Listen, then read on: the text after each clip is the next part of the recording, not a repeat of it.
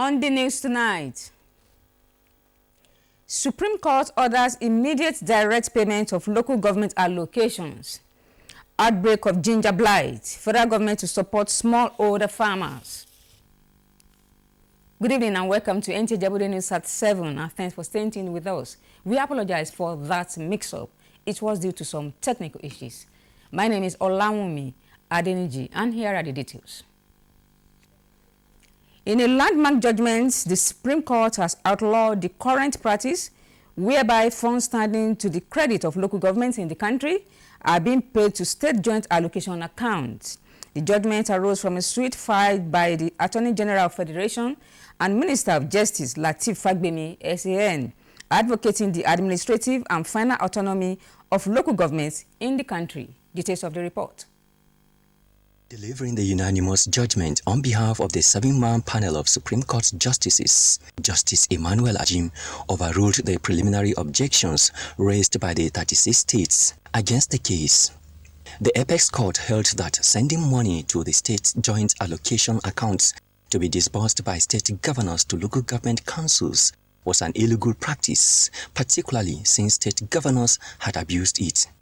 Emphasizing the principle of separation of powers, the Apex Court observed that it was the duty of the federal government to protect the existence and functioning of the 3 tiers of government. Therefore, the Supreme Court ordered that direct disbursement to local government areas was the right thing to do, restraining governors from appointing caretaker councils. Also, restraining the federal government from recognizing or disbursing funds to any local government not democratically elected. The body of State Attorneys General of the Federation will study it and then we'll come up with our statement on it. Money due to local government shall be paid through the joint account, but that provision was considered to be a discretional provision, meaning it can be tinkered with. An iconic judgment that has restored grassroots democracy. Now is granted. The local government chairman, if elected, he will get his money, he will sit down and design the budget, him and his councillors, and do whatever the people require from his own local government. In the suit, the Attorney General of the Federation and Minister of Justice has sought to give bite to the executive order given by former President Muhammadu Buhari for the entrenchment of local government autonomy to engender their development. The federal government is supporting smallholder farmers who lost their ginger plantations as a result of an outbreak of the disease. The damage caused by the disease known as ginger blight has affected Nigerians' foreign earnings from the export of the cash crop. Musa Babaliyu has more. This is what ginger plants look like. It is a root crop with high economic value. Nigeria is Africa's largest producer of the crop and the world's second largest. However, the production of the cash crop dropped drastically in 2023 due to the outbreak of ginger blight. This development has brought about a major challenge to the social and economic well-being of ginger farmers, mostly in Kaduna State. A farmer in Zankwa, Kaduna State, told me he lost ginger worth 25 million naira in 2023 to the disease. Some went to the bank, some went to individual, because they believe at the end of it they are going to do a bumper harvest. But very unfortunate, this disease or fungal disease came on board, and he hindered the production of ginger. To this end, the Minister of Agriculture and Food Security, Abubakar Kyari, received the approval of the President for intervention. The National Agricultural Development Fund is therefore mandated to identify genuine farmers, train them on good agronomic practices, and encourage them to plant alternative crops. The aim is to support the smallholder farmers to plant alternative crops, as their farmlands are not suitable for ginger cultivation for now. They are being supported with fertilizer, improved seeds, and chemicals. We basically concentrated on those that own the smallest hectareage in terms of farmlands to benefit from this particular intervention. And we've done this in 3 local governments, that covered at least all the 7 local governments that were affected. 5,000 farmers with 0.5 to 1 hectares have been supported. We'll now use this fertilizer to produce an alternative crop that will give them the opportunity to begin to secure ginger seeds whenever the disease is over. Urea that we are now receiving here is 35,000 in the market, which of course the government alleviated from this very suffering that they are giving us this fertilizer. I'm very grateful. Even though Nigeria ginger output this year will remain the same, the intervention by the National Agricultural Development Fund is expected to significantly increase maize and sorghum production in the country. From Kafanchan, Kaduna State, Musa Baba Aliyu, NTA News. The meeting between President Bola Tinubu and leaders of the organized labor unions has ended at the State House. President of the Nigeria Labour Congress, Joe Ajaero, and his counterpart from the Trade Union Congress, Festus Osifo, led the union's members for the meeting. State House correspondent Musbao Danwahab has an update. All right, thank you so much for joining us in the studio. The meeting between the president and the leadership of the organized labor unions just ended. The meeting started at about a few minutes past 2 and it lasted for about an hour. But after that meeting, it seems we still have a lot to do more with the meeting being adjourned for just a week. Now we have the Minister of Information and National Orientation with us, Mohammed Idris, to tell us a bit of the outcome of that meeting. Honorable Minister, thank you so much for your time. My pleasure. Thank you. Okay, we've had this meeting. What was the major outcome? Well, it's still work in progress. The president has met with the organized labor as he has promised. He has kept his promise. This is, of course, in continuation of his regular consultation to arrive at a new national minimum wage that works for Nigeria. Recall that already there is 62,000 naira that has been put out there, the government side, the organized private sector, but organized labor is still not accepting that.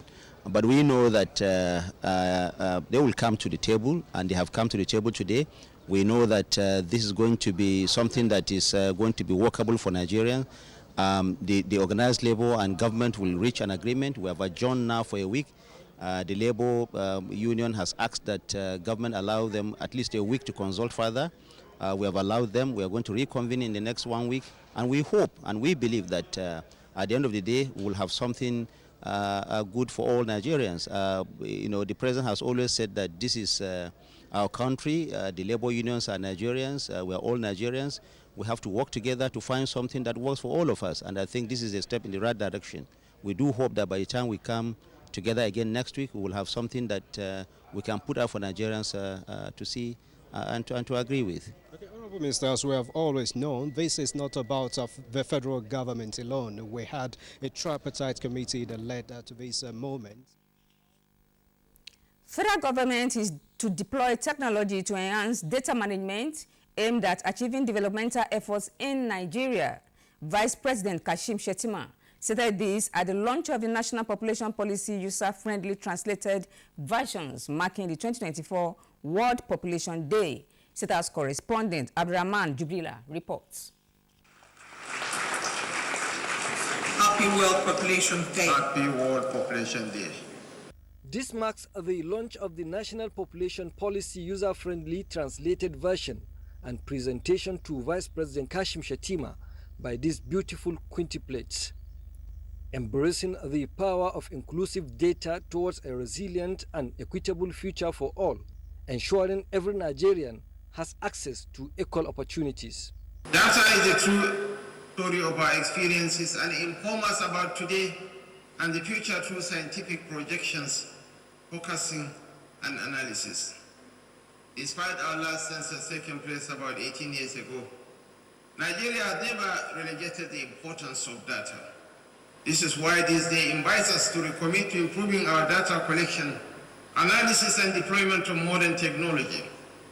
This will generate more comprehensive and inclusive evidence to guide government decisions, investment options, and development path.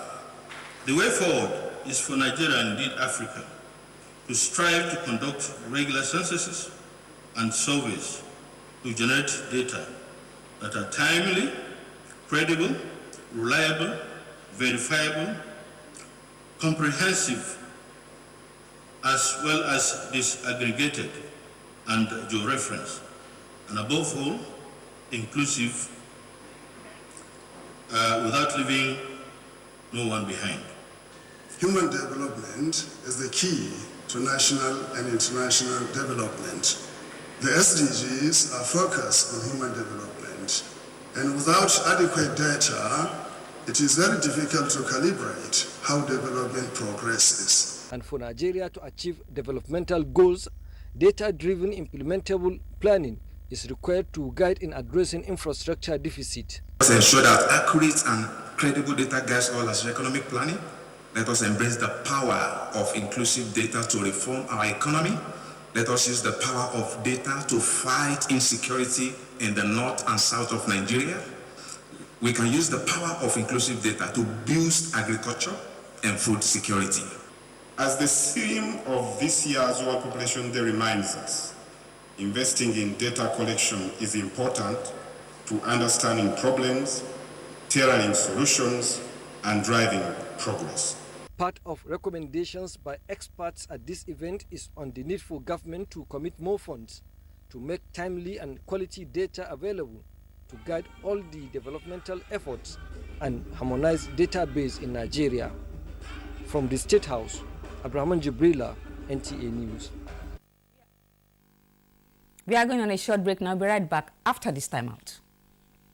NTA na ide do ogbonge thing. NTA achowe salute o. NTA na ide do ogbonge thing. NTA na baba. NTA Ijebu-Ode, your heritage station. You are welcome back and thanks for being there. The news continues. To gain hands-on experience and have more knowledge in the practical aspect of broadcasting, pupils of St. Anthony Nursery and Primary School, Igbeba Road, Ijebu-Ode, visited NTA Ijebu-Ode Broadcasting House along GRA Road. Anthony Gandonu, ASMO. Rooms like control rooms, and I saw some offices like administrative office, finance office, and the marketing office. Control room is where a place where audio and video are mixed together, and the editing room is where when corrections are made. We want to thank our parents and school for allowing us to come to the media, NTA, to experience amazing things. Thank you and God bless you. Those were some of the pupils of St. Anthony Nursery and Primary School, Igbeba Road, Ijebu-Ode, sharing their experiences gathered from their excursion to NTA Ijebu-Ode. Their school, who came in large number, were on arrival addressed by a staff of the administrative department of the station and acquainted them with some of the purposes of the establishment of NTA across the country. Together with their teachers, the children were thereafter taken round some departments that the organization is made up of, while staffs of departments in charge of television production, such as news, engineering, and programs, took the children on functions and operations of these departments and equipment. Here we add two things together. We add audio and video together. What do we have add together here? Audio and video. That audio and video, when we add it together, is equal to signal. Is equal to what? Signal. We take your message to the government, and we take back government's message to you through our medium. A tour to the location where the station's mast, which houses the antenna that sends signal through the transmitter to the air, was also another experience for the school children. On behalf of the school, a teacher, Mrs. Omoyeni Ogunbajo, has this to say. We had an amazing time, and the children also enjoyed themselves. They learned many things too. So we also want to thank our parents and the school for giving us this opportunity to visit the media house and also expose the children to what they have been taught in the class too. They are not restricted to only the classroom environment, but they were given opportunity to see life, one of the things that they are being taught in the school. Apart from the practical experiences, the visits also afforded the children the opportunity to play around, but in modesty. The remains of the lawmaker representing Ibadan North Federal Constituency in the House of Representatives, Olaide Akinremi, has been buried in Ibadan according to Islamic rites. Correspondent Oyenyinka Omole reports that Honorable Akinremi died yesterday after a brief illness at the age of 51. May the soul of the departed find rest. And that ends our news for tonight. Do have a good night rest.